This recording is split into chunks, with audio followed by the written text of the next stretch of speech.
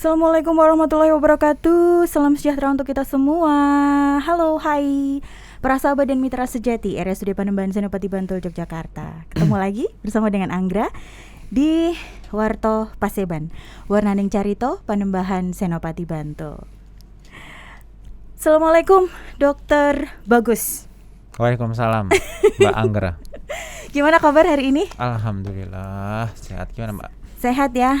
Poliklinik kabarnya pasiennya bagaimana?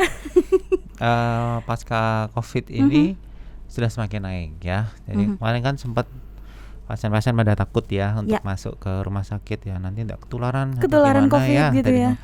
Tapi ternyata sekarang sudah mulai, karena sudah mulai merasakan ya, mungkin tidak nyaman ya, karena sudah tidak dalam lindungan obat, sehingga sekarang memang sudah mulai naik lagi kunjungannya, termasuk yang dirawat inap. Ya, luar Alhamdulillah, biasa. COVID-nya sudah Sudah mereda, mulai turun. Sehingga kita harus mulai mengurusi pasien-pasien kita yang memang lama ya, seperti pasien-pasien yang tidak menular.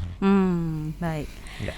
Para sahabat dan mitra sejati RSUD Panembahan Senopati Bantul, Dokter Bagus adalah seorang dokter spesialis jantung dan pembuluh ya dok ya. Pembuluh darah SPJP. Ya. Dokter Bagus Andi Pramono SPJP. Berkaitan dengan jantung nih dok. Tahun ini masuk di bulan September 2021 adalah Hari Jantung Sedunia. Tema dok, seperti biasa. Kalau ulang tahun pasti ada lah tema. Ya, pastilah ya.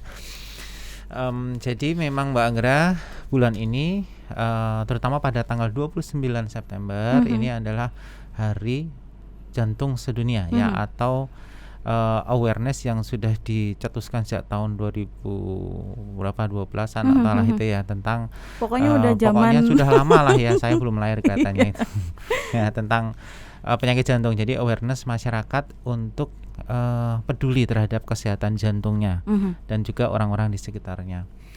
Setiap tahun temanya berubah, dan tahun ini adalah tema kita Use Heart to Connect ya. Jadi ya, gunakan jantung sehatmu, gunakan hatimu untuk terkoneksi atau terhubung dengan apapun itu ya. Jadi nanti ada banyak sekali pilar yang ada di situ.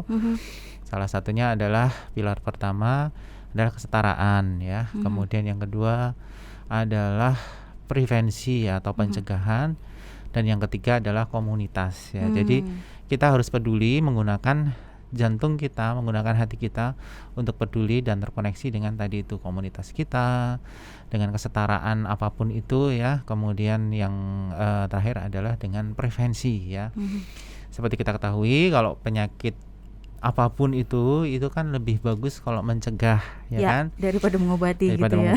Nah, itu menjadi kerja keras kita ya. Bukan hanya teman-teman yang ada di puskesmas ya, terutama memang ada di puskesmas, karena teman-teman yang di puskesmas biasanya mereka pencegahannya yang paling penting ya.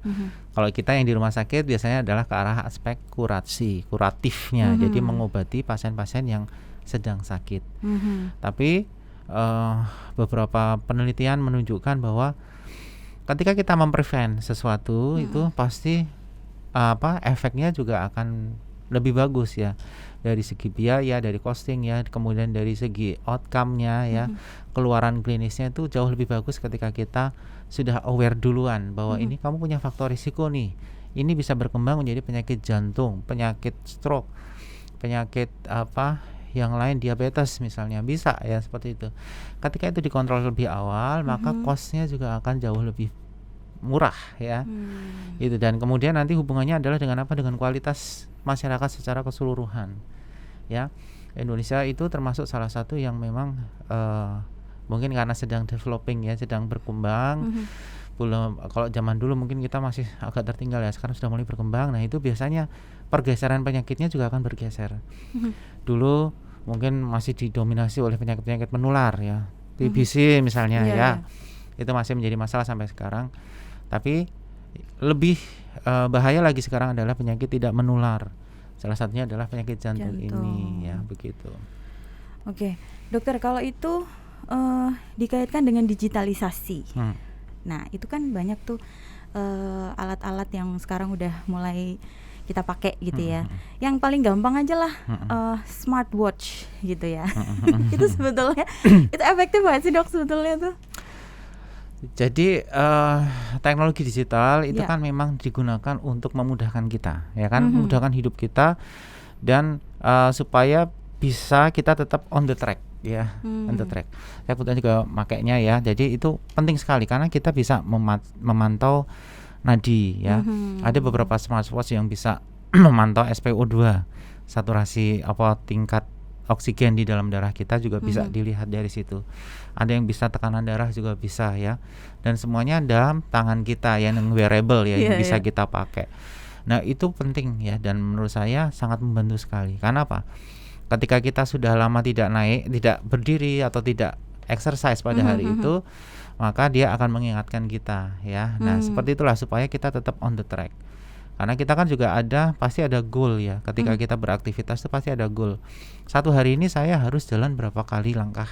Itu kan yang paling gampang smartwatch sekarang pasti ada hitungan langkahnya. Betul. Nah, itu sangat membantu sekali. Terus ya. ada heartbeatnya juga ya. Heartbeat jelas ada ya, walaupun tidak semuanya, tapi heartbeat itu sangat membantu kita. Memantau ketika kita heartbeatnya sekitar 90-100 padahal nggak ngapa-ngapain, berarti saya harus ngapa-ngapain nih gitu. Harus exercise pada hari itu. Karena apa? Dengan exercise pasti nanti nadinya juga akan turun, ya. Bukan berarti dia dengan nadi yang segitu tuh kadang-kadang memang tanpa gejala ya, tapi ketika kita sudah mengetahui sejak awal, maka kita bisa memproteksi diri ya.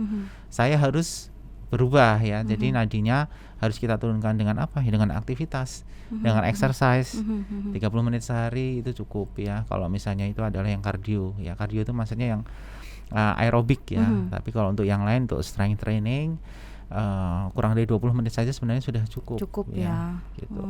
Oke. Nah,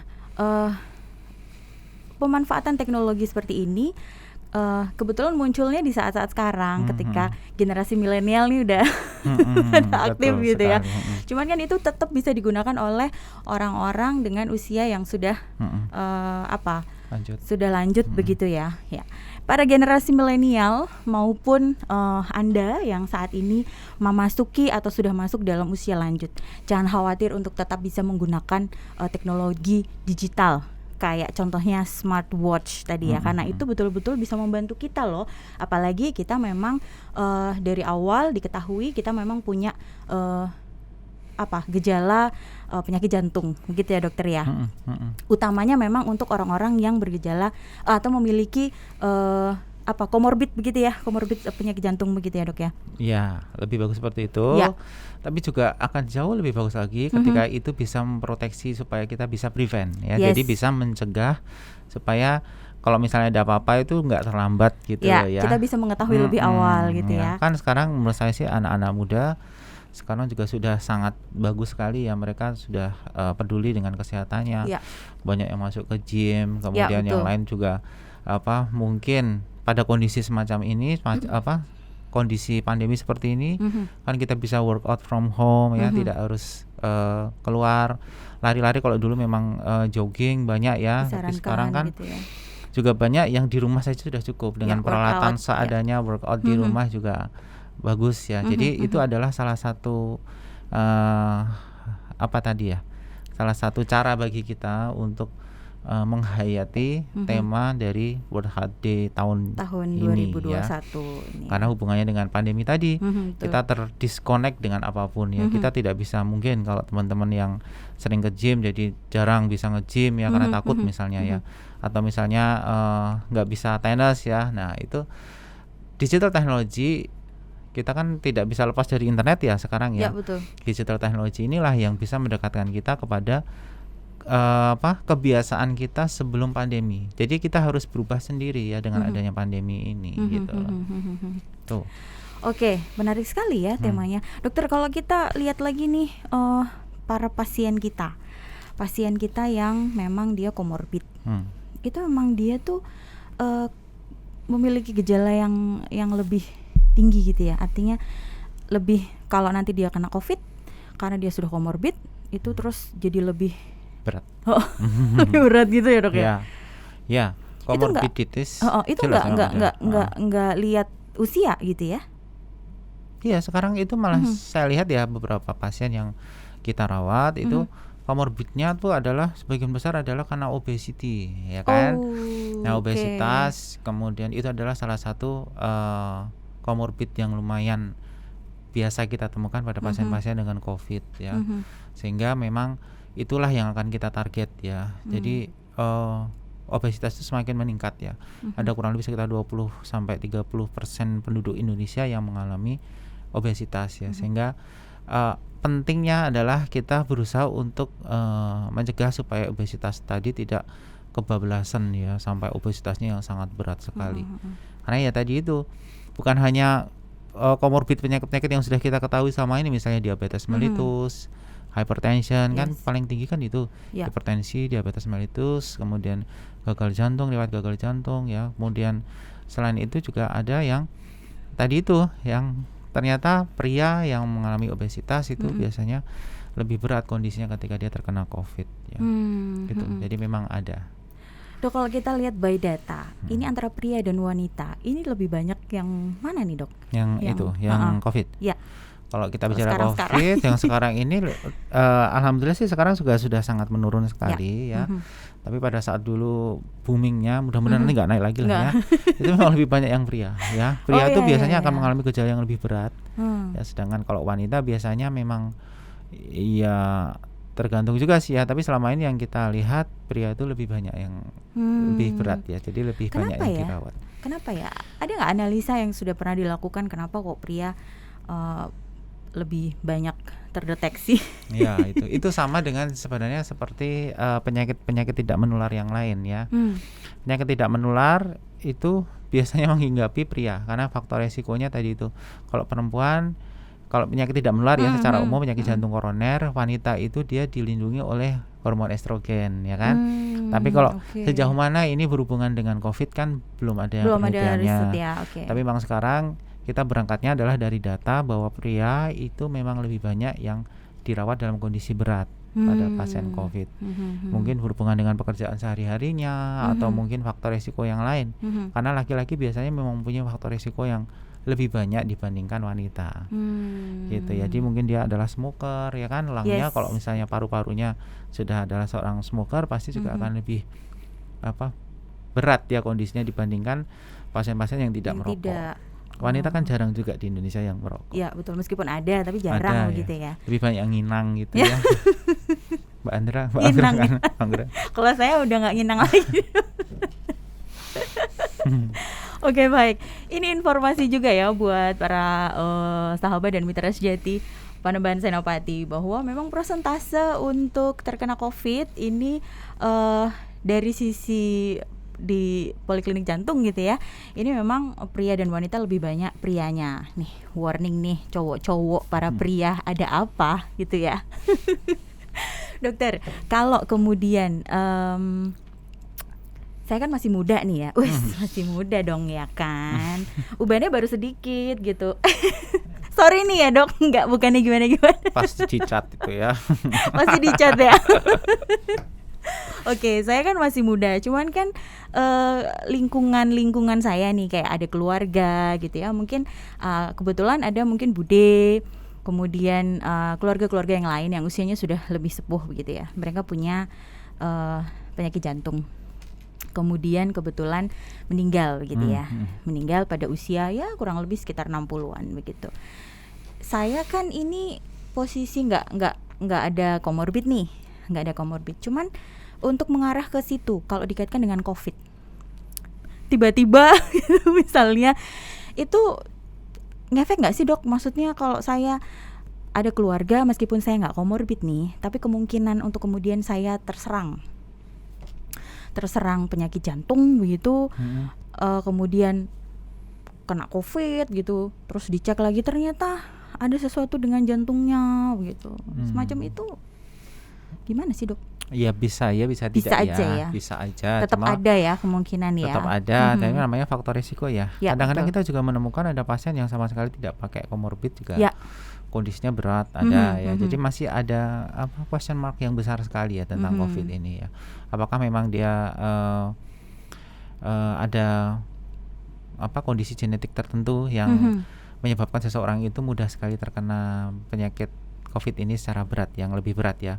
Sementara ada juga pasien yang lain yang dengan komorbid itu juga ya tidak apa-apa sih, tidak meninggal, maksudnya tidak sampai dirawat di ICU juga ada. Nggak ya. sampai parah Nggak gitu sampai ya, parah. ada juga. Cuma kan gitu. proporsinya secara keseluruhan memang lebih banyak komorbidnya adalah yaitu tadi penyakit tidak menular tadi.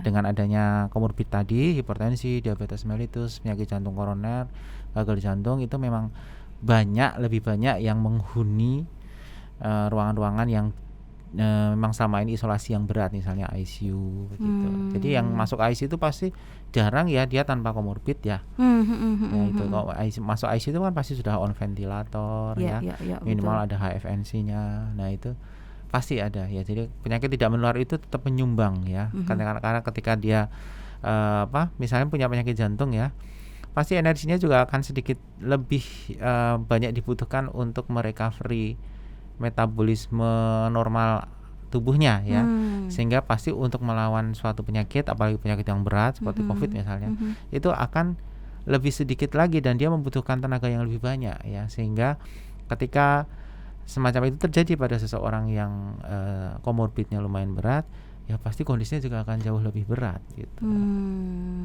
Gitu ya. Tapi kalau soal faktor resiko tadi ya bisa tidak ya, karena kita ada beberapa hal yang memang belum kita ketahui mengenai penyakit ini.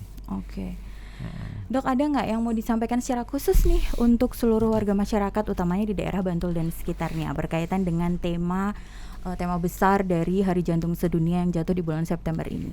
Ya. Jadi sebagai kesimpulan ya pada ngobrol-ngobrol kita hari ini, itu dalam rangka gitu ya, dalam rangka Hari Jantung Sedunia ya. Selama yang kita lihat bahwa anak muda sekarang ya, terutama yang sekarang kita hadapi adalah pasien-pasien itu kan pasti prosesnya itu agak lama ya, untuk develop menjadi sebuah penyakit jantung. Penyakit jantung itu banyak, ada penyakit jantung koroner, penyakit gagal jantung, gangguan irama ya, dan lain sebagainya banyak. Cuma biasanya berhubungan dengan lifestyle-nya. Semua penyakit tidak menular, hipertensi, diabetes, penyakit jantung ya, itu berhubungan dengan lifestyle kita setiap hari. Pola hidup ya. Bagaimana cara kita memperlakukan tubuh kita, itulah yang akan terjadi pada kita suatu saat nanti. Jadi kalau sejak sekarang makannya sudah ngawur dengan terlalu banyak asupan yang gula misalnya ya, atau garam yang terlalu banyak ya.